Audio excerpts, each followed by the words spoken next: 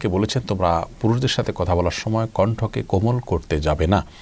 তো সুন্দর সুর বা কোমল কণ্ঠ দিয়ে পুরুষের সাথে কথা বলা আয়াতের আলোকে নিষিদ্ধ, কারণ এর মাধ্যমে পুরুষ আপনাকে নিয়ে বাজে চিন্তা করার সুযোগ তৈরি হবে এবং মনে মনে জেনা করার পরিবেশ তৈরি হবে।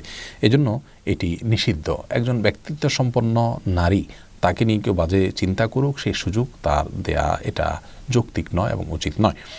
সেজন্য মেয়েদের কণ্ঠের সৌন্দর্য বা সুললিত কণ্ঠ কিংবা কোমলতা এটি পুরুষদের বা পরপুরুষদের বা গায়ে মাহরামদের সামনে প্রকাশ করা উচিত নয়।